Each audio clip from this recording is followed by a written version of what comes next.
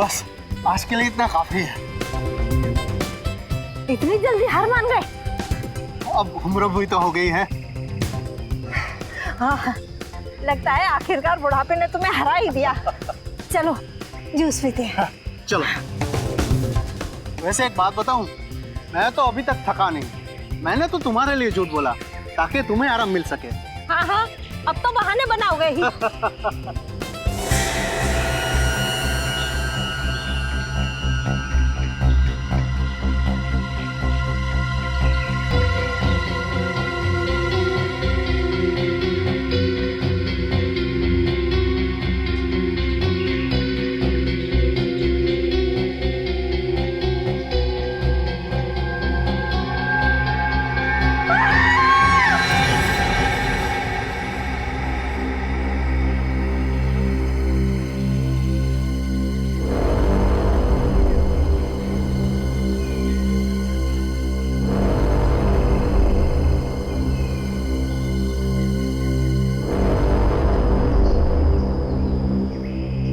देखो बॉस, इस लड़की के कपड़ों पर ये गन पाउडर लगा हुआ है। इसका मतलब साफ है, इस लड़की को बहुत नजदीक से गोली मारी गई है। ऑलमोस्ट पॉइंट ब्लैंक रेंज से।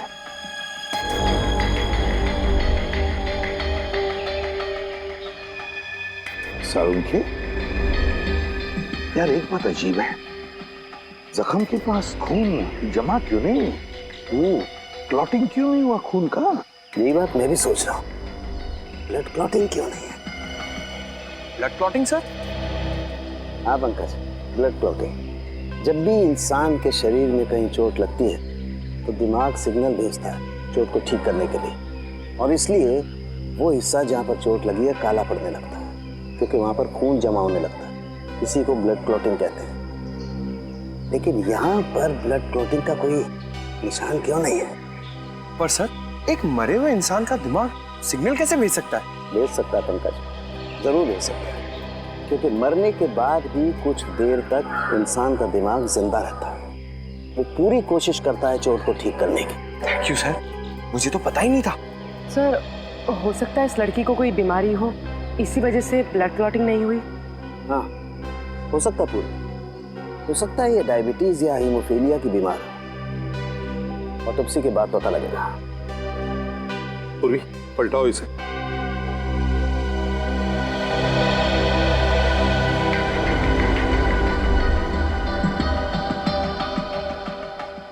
यार एग्जिट वूंड तो है, गोली पीठ से बाहर निकली है, गोली बाहर निकली है।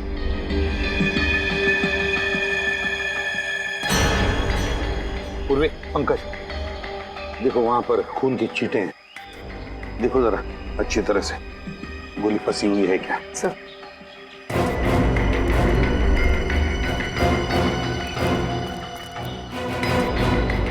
सारुंखे, एक बात बता, इस लड़की की मौत हुई कब?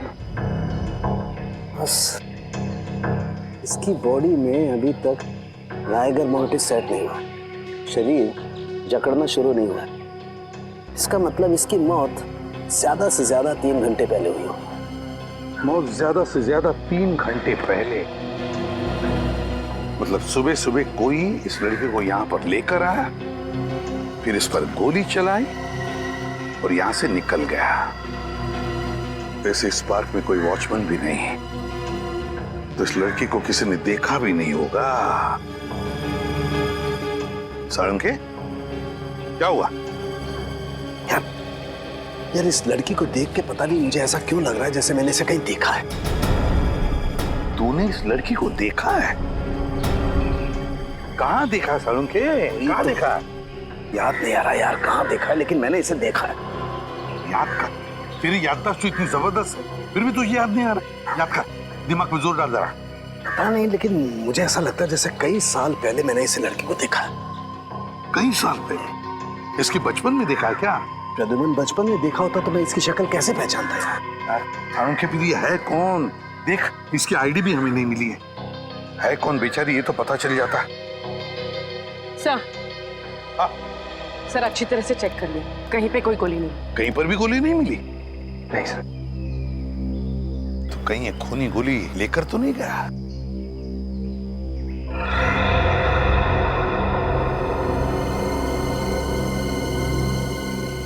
पूर्वी, वो देखो।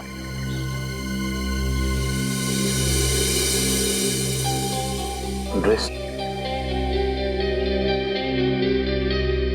सर ये तो फेमस डिजाइनर शमिता का टैग है। Famous designer Shamita, Shamita boutique.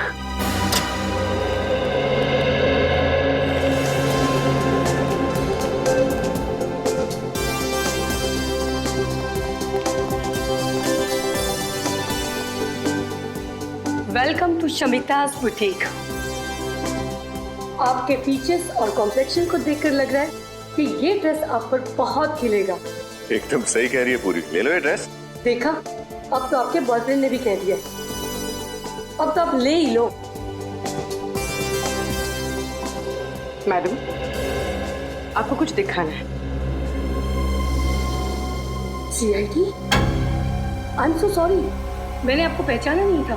कोई बात नहीं, ये बैज तो आपने देख लिया, अभी टैग देखिए और बताइए ये आप ही के बुटीक का है? है नहीं, था। हाँ मतलब ये टैग हम बहुत साल पहले यूज करते थे, करीब 15 साल पहले। 1998 के बाद हमारे बुटीक का लोगो बदल गया है, अब हम ये लोगो यूज करते हैं।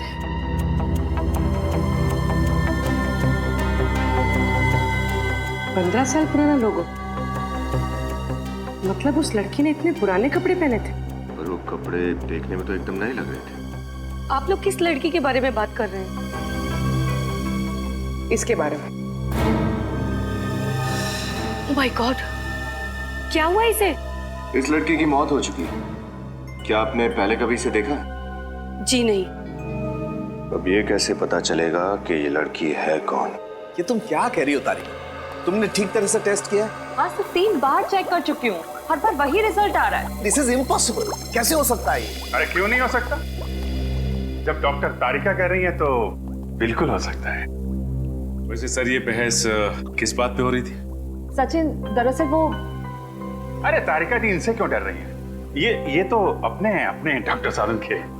बोलिए बोलिए। अभिजीत, इस लड़की के रगों में जो खून है वो इस लड़की का है ही नहीं।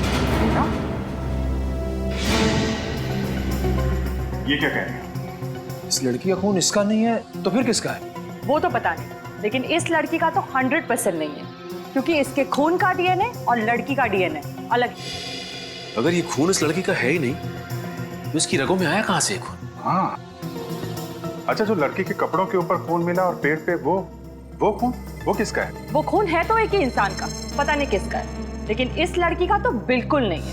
सर कहीं वो खून उसी खूनी का तो नहीं? शायद वो भी घायल हो गया हो। खूनी का होता तो लड़की के कपड़ों पे ही होता ना, इसके शरीर के अंदर कहां से घुस गया? ये कुछ और ही चक्कर है। एक और बात, इस लड़की को गौर से देखो। इसे लैब में आए हुए लगभग 5 घंटे हो गए और उससे 3-4 घंटे पहले इसकी मौत हुई है, तो तकरीबन 8 से 9 घंटे पहले इस लड़की की मौत हुई है। लेकिन ये देखो, इसकी चमड़ी देखो, जरा भी नहीं बदली है, कोई फर्क नहीं पड़ा है।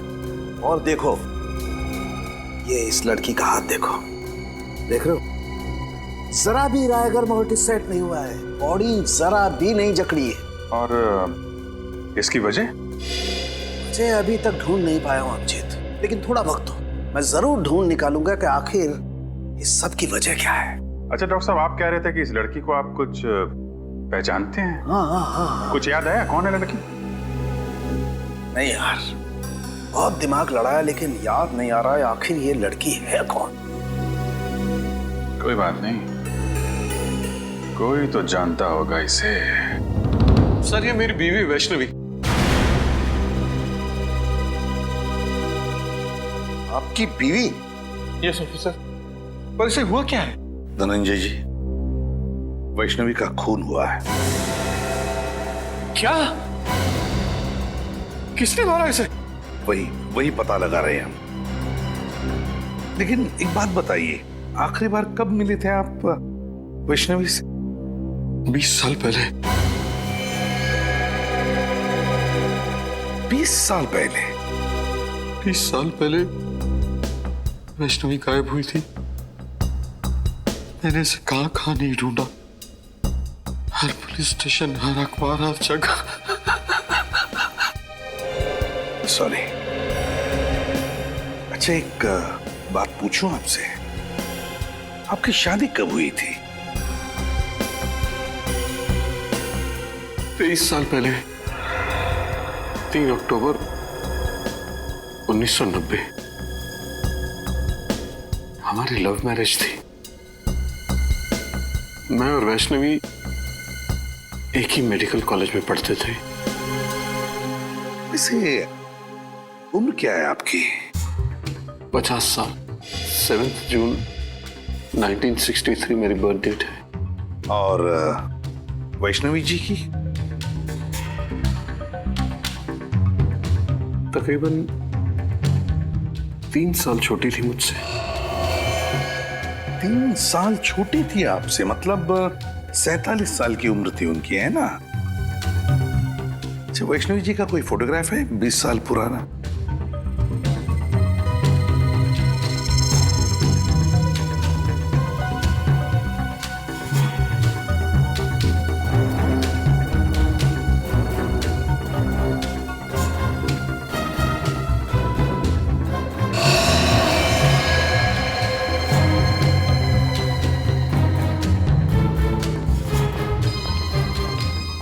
सर, वैष्णवी 20 साल पहले जैसे लगती थी, आज भी ठीक वैसे ही लगती है।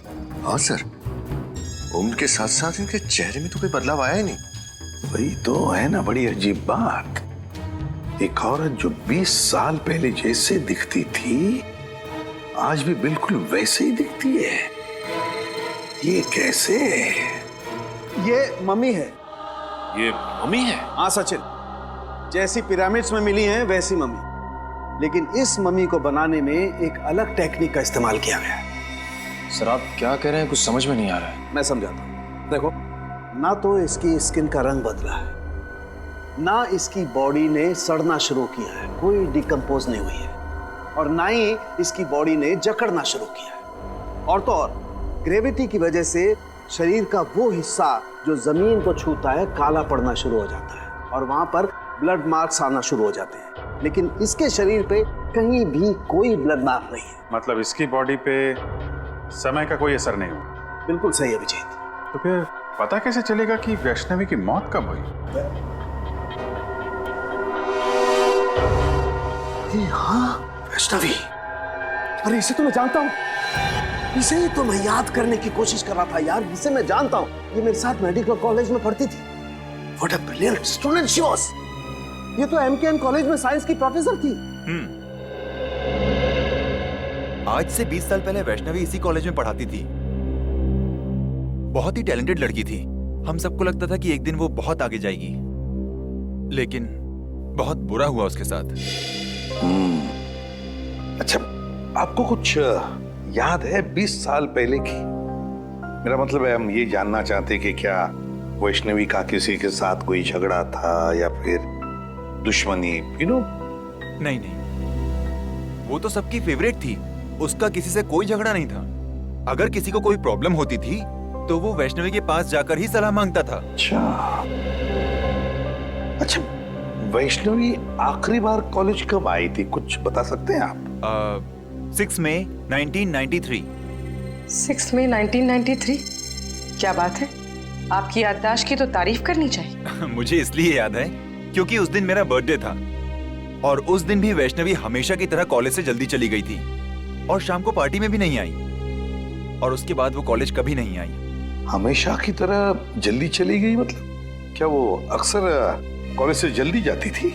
हर रोज नहीं, गुरुवार को। हर गुरुवार को कॉलेज से 1 बजे ही चली जाती थी। हर गुरुवार को दोपहर के 1 बजे? क्यों, कहाँ जाती थी वो? ये तो उसने कभी किसी को बताया नहीं। इसका जवाब तो डॉक्टर अविनाश ही दे सकते हैं। डॉक्टर अविनाश? जी, डॉक्टर अविनाश उस वक्त के प्रिंसिपल थे। उन्होंने ही उसे हर गुरुवार को 1 बजे जाने की परमिशन दे रखी थी। अच्छा, डॉक्टर अविनाश। रहते कहाँ ये डॉक्टर अविनाश?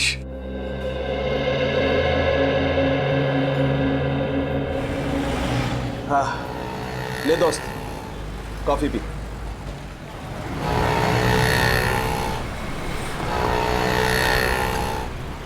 यकीन नहीं आ रहा, इतने साल पुराना दोस्त मेरे सामने बैठा है। आज अतीत की यादों के पलों को जीने से अच्छा और क्या है। बात तू सही कह रहा है धनंजय, लेकिन एक बात कहूं, अतीत की यादों में अपने आप को इतना भी नहीं जकड़ लेना चाहिए कि जिंदगी से घुटन होने लगे। कम ऑन यार, दिल छोटा नहीं करते। अच्छा देख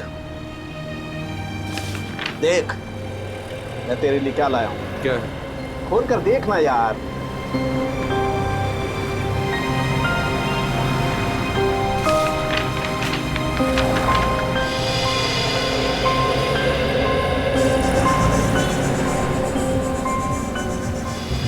ये फोटो तो हमारे कॉलेज के एनुअल डे फंक्शन की है ना? एग्जैक्टली। तूने अब तक संभाल के रखी है? अरे संभाल के नहीं रखूंगा, तू और वैष्णवी मेरे सबसे करीबी दोस्त थे यार। अच्छा, तू बोल रहा था कि वैष्णवी के कुछ रिसर्च नोट्स थे घर पे, तू लेके आया? हाँ। कहाँ है? मुझसे तो पढ़े नहीं गए। वैष्णवी की एक याद काफी है मेरी आंखें नम करने के लिए।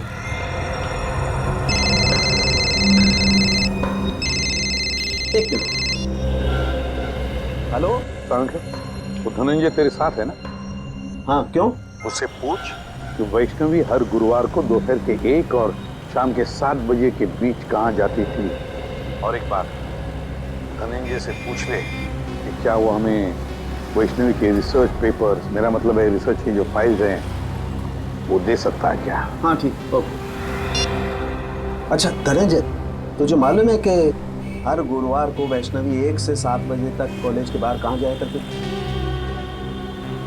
नहीं यार, मुझे इस बात का बिल्कुल अंदाजा नहीं था। इनफैक्ट जब पुलिस इन्वेस्टिगेशन में मुझे इस बारे में पता चला तो मैं खुद हैरान था कि वैष्णवी ने इस बारे में मुझे बताया क्यों नहीं कभी। कमाल है यार, वैष्णवी ने ये राज तुझसे छुपा के क्यों रखा? ऐसी क्या बात थी? डॉक्टर अविनाश की तो मौत हो गई, वही एक बता सकती थी कि वैष्णवी हर गुरुवार को जाती कहाँ थी।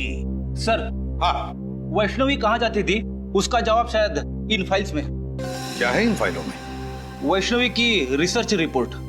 20 साल पहले जिस पुलिस स्टेशन में धनंजय ने वैष्णवी के गायब होने की रिपोर्ट लिखवाई थी, वहीं से लेके आया। अच्छा, वेरी गुड। देखे तो सही है क्या इनमें।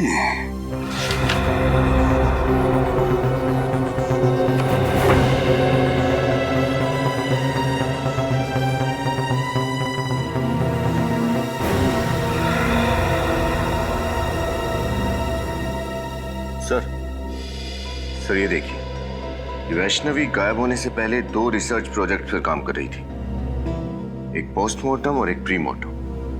सर, पोस्टमार्टम के बारे में तो सुना है, जो सालू के साहब लाशों के साथ करते हैं। ये प्रीमार्टम क्या होता है? फ्रेडी, प्रीमार्टम शरीर की वो स्थिति है, शरीर की वो स्थिति जो किसी भी इंसान के मरने से पहले होती है, मरने से पहले। और फिर पोस्टमार्टम तो तुम जानते ही हो। लेकिन एक बात समझ में नहीं आ रही है कि वैष्णवी इन 2 विषयों पर ही क्यों, प्रीमार्टम और पोस्टमार्टम, इन 2 विषयों पर ही क्यों रिसर्च कर रही थी?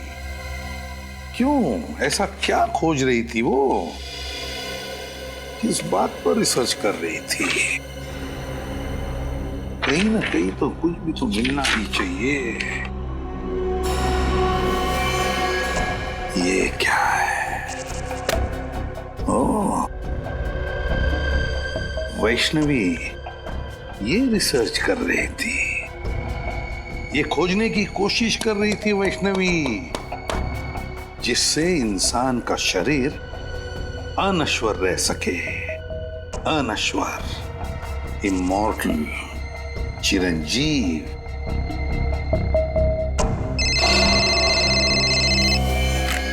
हाँ सारुण के? ऐसी क्या बात बताना चाहते हैं आप कि आपने हमें यहाँ पर दोबारा बुलाया? कुछ ऐसी बात जो तुम सोच भी नहीं सकते। सर वैसे तो ऐसी बहुत सारी बातें जो मैं सोच नहीं सकता, लेकिन आप बताइए ना, ऐसी कौन सी बात कहना चाहते हैं आप? पंकज, तुम्हारा खेल खत्म हो चुका है। हम तुम्हारा सारा राज जान गए हैं। खेल? राज? ये क्या बात कर रहे हैं सर आप? बस सर नहीं खड़ा रहना, नहीं तो गोली चल जाएगी। सर ये आप क्या कर रहे हैं सर? प्लीज गन नीचे करो। चुप। जस्ट कीप क्वाइट पूर्वी, जस्ट कीप क्वाइट। अब देखो पंकज, मैं तुम्हारे पेट पर गोली मारता हूं तो एक गोली तुम्हारे शरीर को चीरती हुई पेड़ पर ठीक वहीं जाकर के लगेगी जहां पर वो खून लगा हुआ है।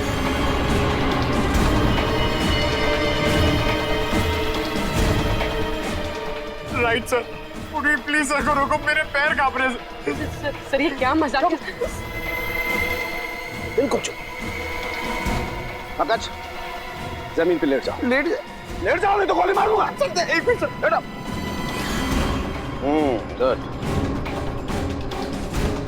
अब देखो पूर्वी, अब अगर मैं पंकज के पेट पे यहां से गोली मारूं तो गोली इसके शरीर को चीरती हुई कहां जाएगी? जमीन में जाएगी सर। एग्जैक्टली।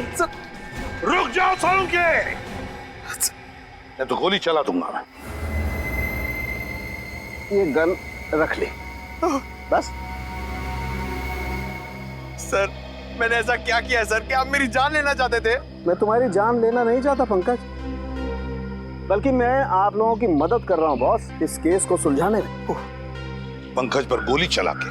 हाँ? गोली मारी तो नहीं ना बॉस। उस दिन हम लोगों को गोली शायद इसलिए नहीं मिली क्योंकि हम लोग सोच रहे थे खूनी ने वैष्णवी पर जब वो खड़ी थी तब गोली चलाई, जबकि हकीकत ये है कि खूनी ने वैष्णवी की लाश पर गोली चलाई जब वो पड़ी हुई थी यहाँ जमीन पर। क्या उसकी लाश पे गोली चलाई उसने? सब फिर तो शायद गोली जमीन के नीचे होगी। बिल्कुल हो सकता है, खोद कर देखो।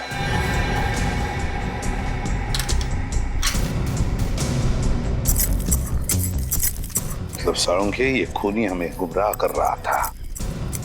उसने गोली चलाई जिंदा वैष्णवी पर नहीं, वैष्णवी की लाश पर, और फिर उसके बाद में उसने उस पेड़ पर खून लगा दिया ताकि हमें लगे कि उसने जिंदा वैष्णवी पर गोली चलाई। सर गोली मिल गई।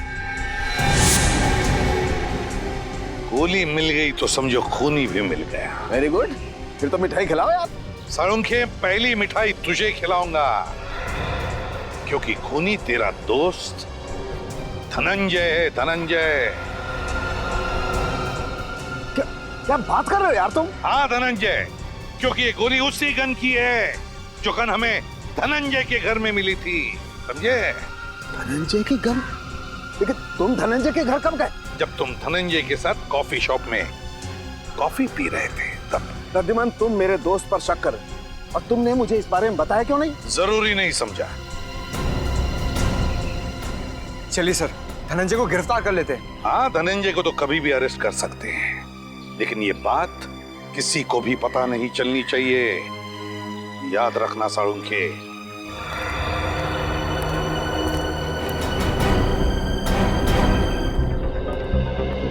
डॉक्टर अविनाश की मौत हो चुकी है। आपको लगता है उनके परिवार वाले वैष्णवी के बारे में जानते होंगे? नहीं तो यही है कि जानते हो, क्योंकि डॉक्टर अविनाश का परिवार एक अकेली कड़ी है जो हमें वैष्णवी के अतीत के साथ जोड़ती है। आप लोग ये घर खरीदने के लिए आए हैं क्या? जी नहीं, हम लोग डॉक्टर अविनाश के परिवार वालों से मिलने आए हैं। पर यहाँ तो कोई भी नहीं रहता। कोई भी नहीं रहता? तो फिर डॉक्टर साहब का परिवार कहाँ रहता है? उसका तो बस एक ही बेटा है, अनिरुद्ध। 15 साल पहले अविनाश उसी से मिलने के लिए अमेरिका गया था, पर वापस ही नहीं आया। बस कुछ आया तो अनिरुद्ध का फोन कि उसके पापा की मौत हो गई है। तो ये अनिरुद्ध कभी यहाँ आता नहीं है? बस आता है कभी कभार, 2-3 महीने में एक चक्कर लगा लेता है। सुनने में आया है कि वो ये घर बेचने की सोच रहा है। अनिरुद्ध हर 2-3 महीने में एक चक्कर लगा लेता है यहाँ, अमेरिका से? नहीं, अमेरिका छोड़े तो उसे 2 साल हो गए हैं। आजकल इंडिया में रहता है वो। जी, आपके पास उनका कोई एड्रेस या नंबर है? नहीं, ज्यादा घुलता मिलता नहीं था वो किसी से, बस अपने काम से ही काम रखता है वो। Thank you. हमारे पास इतना वक्त तो है नहीं कि अनिरुद्ध के यहाँ आने का इंतजार करें। अंदर चल के देखते हैं, हो सकता है कोई नंबर या एड्रेस मिले।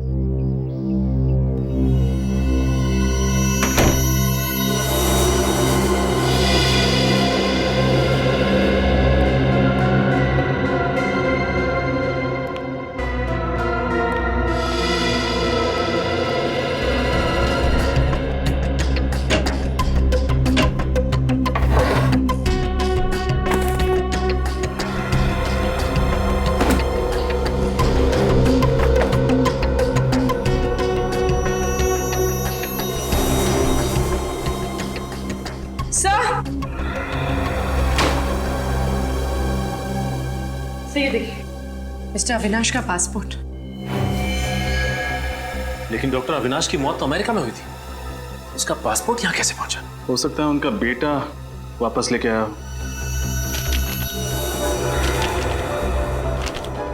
ये क्या? पासपोर्ट में कहीं भी अमेरिकन वीजा तो लगा हुआ है ही नहीं।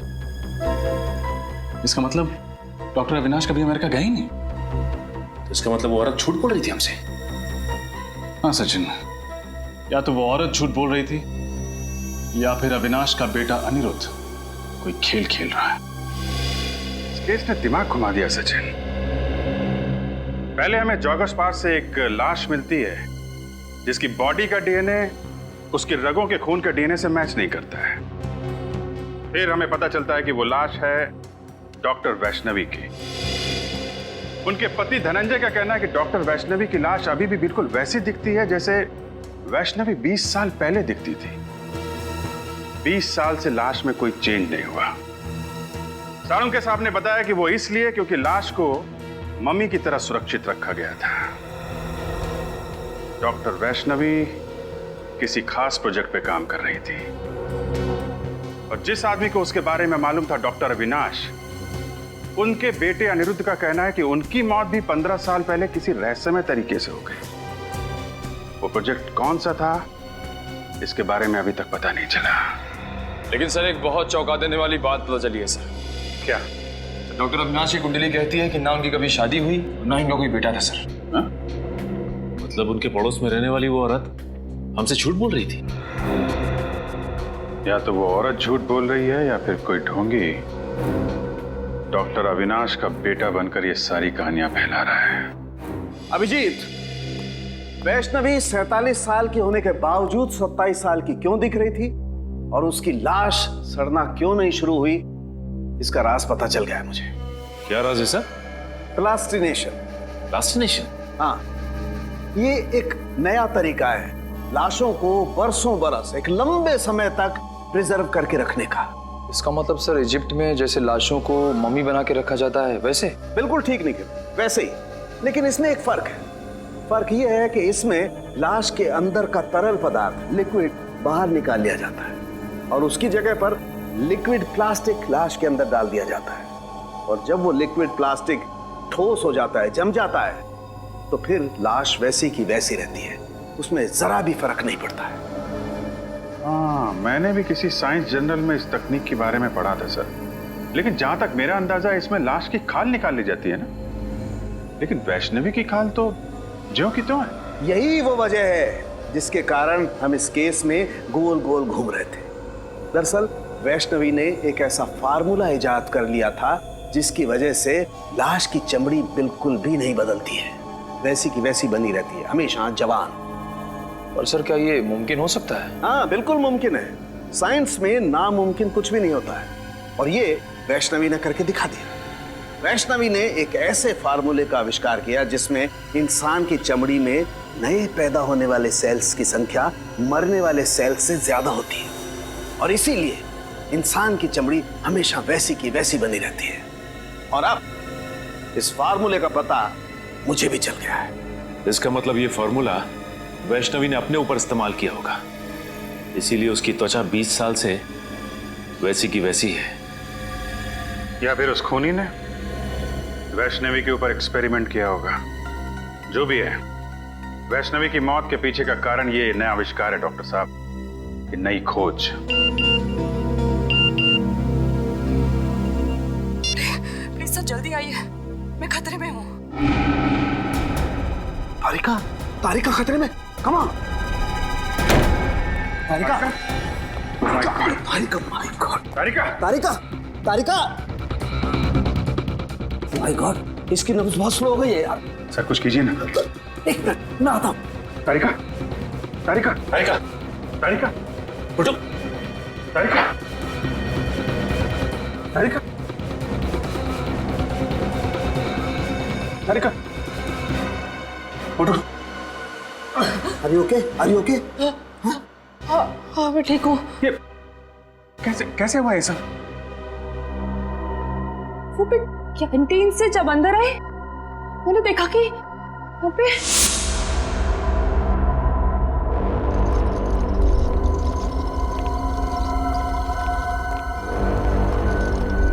अरे कौन हो तुम लोग और लाश को कहाँ लेके जा रहे हैं?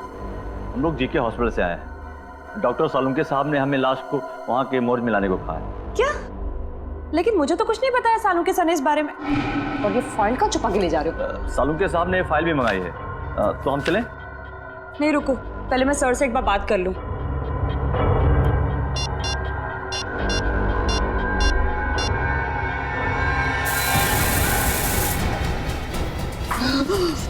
जब भी बात करना जब होश में आ जाना। Good night.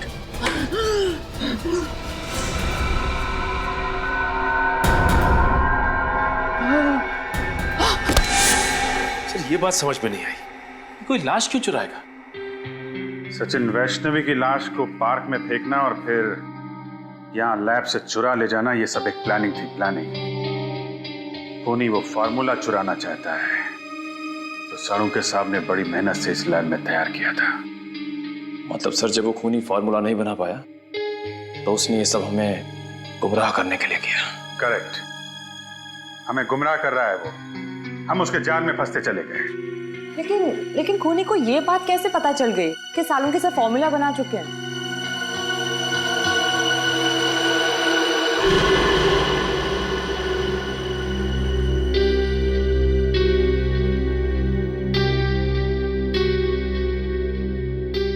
सालुंके साहब, कहीं आपने तो किसी को? आई एम सॉरी अभिजीत, लेकिन मैंने वो फार्मूला धनंजय को बताया था, लेकिन वो ऐसा आदमी है नहीं। केस की इंपॉर्टेंट डिटेल्स आप बाहर वालों के साथ शेयर कर रहे हैं। इतनी बड़ी भूल आप कर कैसे सकते हैं सालुंके साहब? मुझसे गलती हो गई, आई नो, मैं मानता हूं, लेकिन धनंजय मेरा दोस्त है यार। दोस्त खूनी नहीं हो सकता? धनंजय खूनी? हाँ, या तो धनंजय खूनी है या फिर उसका कोई साथी। सचिन, इन चोरों का स्केच बनवाओ और सारे खबरों को इन्फॉर्म कर दो।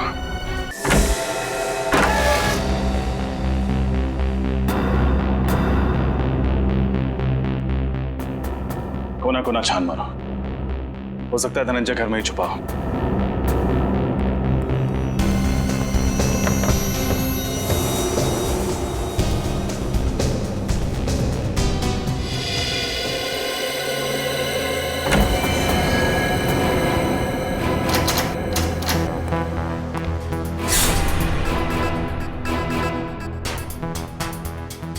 रजत, मेरी बात पे यकीन करो यार, मैं कह रहा हूं, मैं धनंजय को बहुत अच्छी तरह से जानता हूं, मेरा पुराना दोस्त है। वो वैष्णवी को नुकसान पहुंचाने के बारे में सोच भी नहीं सकता यार। आई एम सॉरी सर, इस वक्त आप एक दोस्त की तरह सोच रहे हैं, एक सीआईडी ऑफिसर की तरह नहीं। अच्छा, और उस वक्त तुम कहां गए थे जब रोमा की लाश को मेरे पास लेकर के आए थे और तुमने कहा था ये सीआईडी को पता नहीं लगना चाहिए सर?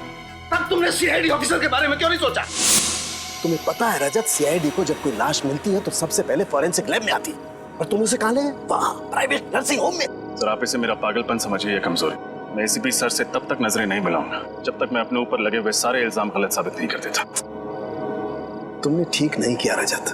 अगर कोई और इन सर्कमस्टांसेस में मेरी मदद मांगता, मैं उसे साफ मना कर देता, लेकिन तुम्हारे दिल में सीआईडी के लिए एक जज्बात है, अपनी अपनी ड्यूटी के लिए, एक फर्ज के लिए एक बात है।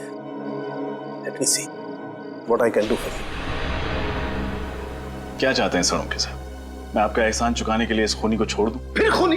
ये खूनी खूनी की क्या रट लगा रखी है तुमने रजत? एक बार प्रूव हो जाने दो कि धनंजय खूनी है, फिर चढ़ा देना उसे सूली पर, चढ़ा देना तुम। सर वो खूनी है कि नहीं ये तो तभी साबित होगा जब वो हमारे हाथ लगेगा। पता नहीं किस कोने में जाके छुप गया है।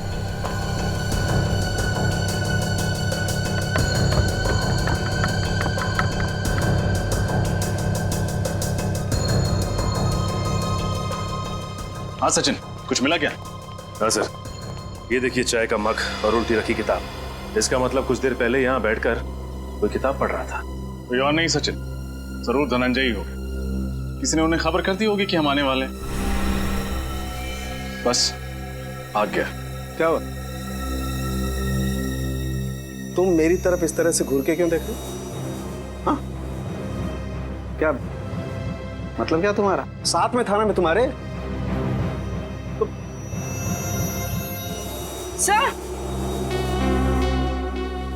सर ये देखिए, टूटा हुआ वास।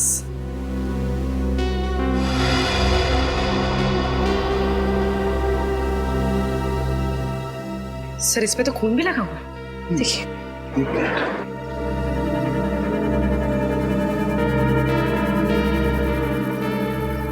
इस पे तो कुछ उंगलियों के निशान भी है।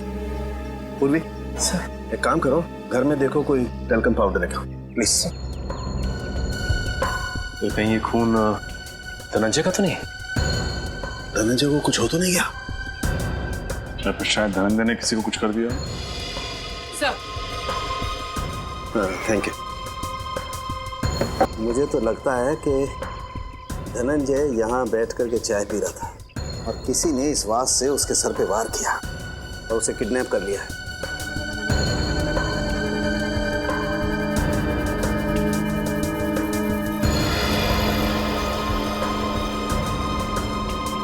अब इस फिंगरप्रिंट का फोटो ले लेते हैं।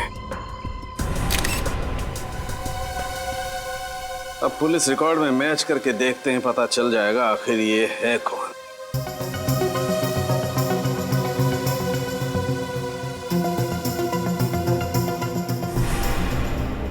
ओह, ये तो बालू है। हेलो, कौन है वो? बालू इस वक्त कहाँ है वो? ठीक है, कड़ी नजर रखो उस पर, कहीं भी नहीं जाना चाहिए वो।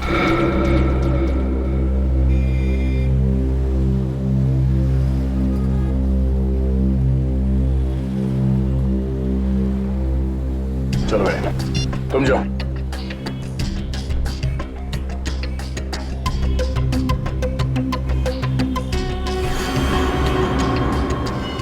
सीआईडी के सबूतों के साथ छेड़खानी करने की हिम्मत कैसे की तूने? माफ करना साहब, मैंने सब पैसों के लिए किया। किसने दिए थे पैसे? साहब वो अनिरुद्ध ने दिया था। अनिरुद्ध? फिर ये तो डॉक्टर अविनाश का बेटा है। वही कर रहा है ये सब। पहले अपने पिताजी के अमेरिका जाने की झूठी कहानी सुनाई और रात दिन से गैर कानूनी काम करवा रहे हैं। ठिकाना कहाँ है उस अनिरुद्ध का?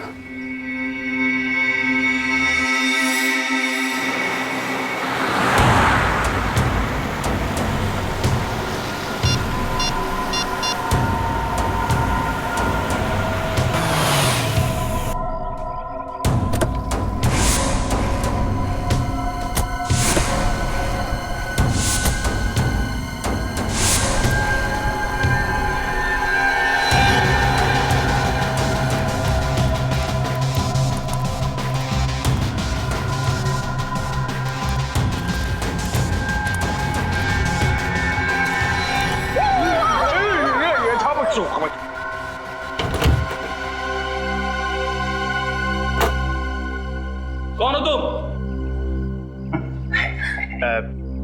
तो फरमा रहे बर्फा। बफा? ये बाहर से आए हैं। ये है मिस्टर बफा और ये है मिस्टर चफा। क्यों आया? महफूज की तरह जरफान होना चाहता हूँ। मूछ की तरह जवान होना चाहते हैं।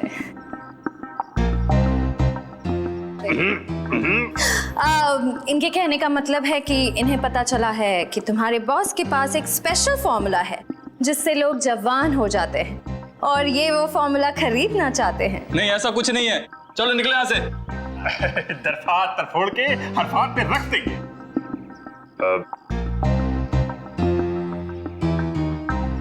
देखो, इन्हें बहुत गुस्सा आ रहा है। ये बहुत बड़े साइंटिस्ट हैं, बहुत पैसा भी है इनके पास। अपने बॉस से मिलवा दो, बहुत फायदा हो जाएगा। यहीं रुको, मैं बॉस से बात करता हूँ।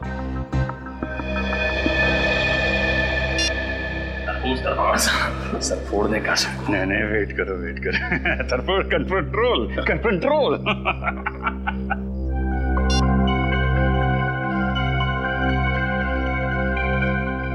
हथियार तो नहीं है ना पास में? हथियार? अब हर हथियार? हर हमको हर हथियार की जरूरत नरफी। हर फरमारा हरफात, हर हथियार। अरे चले? बरफोर्स।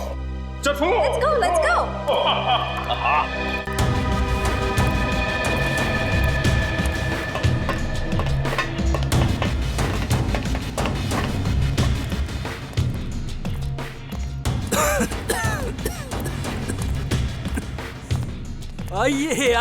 आइए।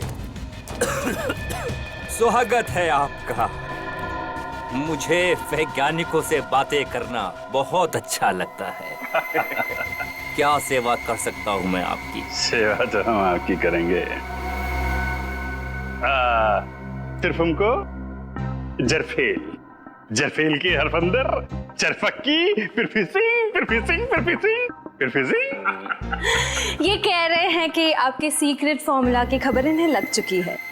आप जैसे ब्रिलियंट और जीनियस साइंटिस्ट की तलाश ये करते रहते हैं। Thank you. आपका वो सीक्रेट फॉर्मूला ये खरीदना चाहते हैं।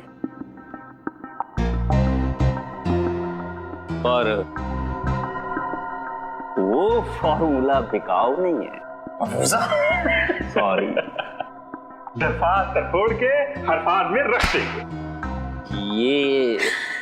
ये कह रहे हैं कि हर चीज बिकाऊ होती है, बस सही दाम देने की जरूरत होती है। फिर तो मुझे इस फॉर्मूले के 100 करोड़ रुपए चाहिए। सरफों का फोड़। तैयार हैं आप? दूर दरफात तरफोड़ के मंजूर है, 100 करोड़ देने के लिए तैयार है। मगर ये देखना चाहते हैं कि आपका वो सीक्रेट फॉर्मूला काम करता भी है या नहीं। करता है। जाओ लेके आओ। 15 साल की मेहनत है उसमें। ऐसा काम करता है कि बहुत जल्द इस दुनिया में बूढ़ा इंसान दिखाई नहीं देगा। हर तरफ जवान ही जवान, बच्चे ही बच्चे।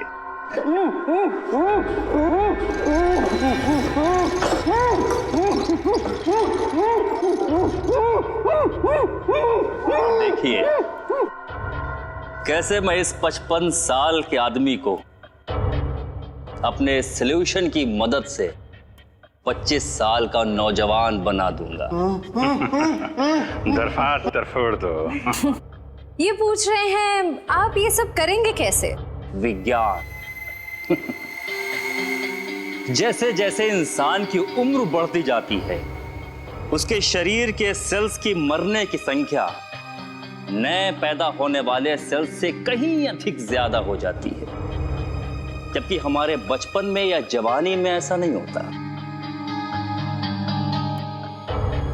अब देखिए, इस सॉल्यूशन की मदद से मैं इसकी खाल को फिर से जवान कर दूंगा, क्योंकि नए पैदा होने वाले सेल्स की संख्या मरने की संख्या से कहीं अधिक ज्यादा हो जाएंगे।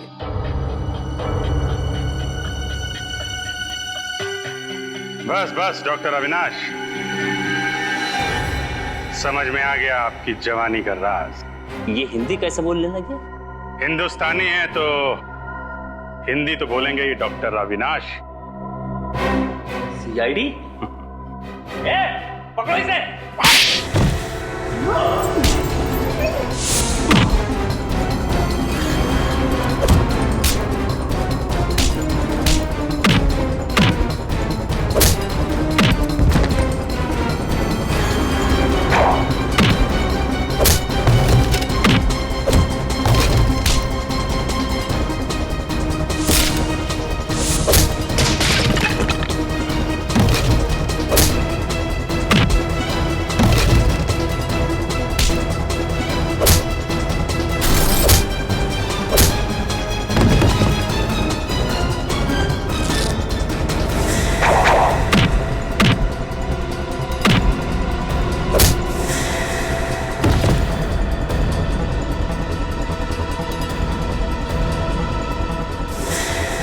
बुढ़ापे में इतनी भाग दौड़ अच्छी नहीं है अविनाश जी। ब्यूरो चल के आराम कर लीजिए।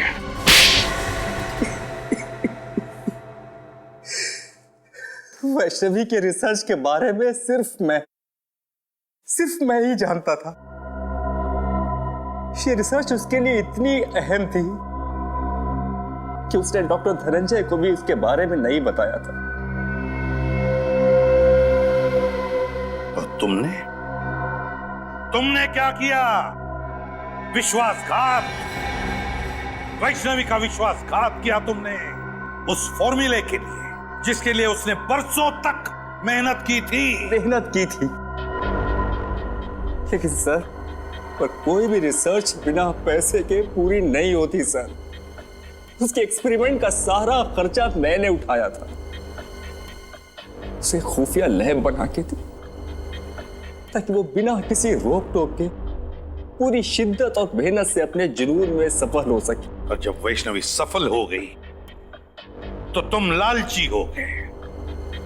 तुमने सोचा क्यों ना वो फॉर्मूला लेकर नाम और पैसा खुद ही कमा लूं, है ना? लेकिन जब उसने फॉर्मूला देने से मना कर दिया तो मैंने उसे मार डाला और उसी को लाश को प्लास्टिनेट करके उसी पर एक्सपेरिमेंट करने लगा। एक्सपेरिमेंट क्यों? वैष्णवी की मौत के बाद फॉर्मूला तुम्हारे हाथ नहीं लगा? नहीं, क्योंकि उसने मरने से पहले वो कागज को नष्ट कर दिया था।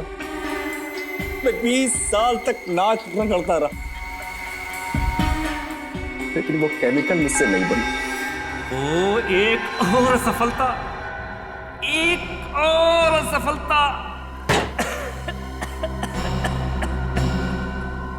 न जाने कितनी बार मुझे फेल होना पड़ेगा अपने इस एक्सपेरिमेंट में। हमें गुमराह करने के लिए तुमने वैष्णवी की लाश को पार्क में फेंक दिया। तुम जानते थे कि सीआईडी वाले आज नहीं तो कल उस केमिकल के बारे में जरूर पता लगा लेंगे और मौका मिलते तुम उसे चुरा लोगे, हैं? हाँ, और मेरा प्लान कामयाब भी हो गया था।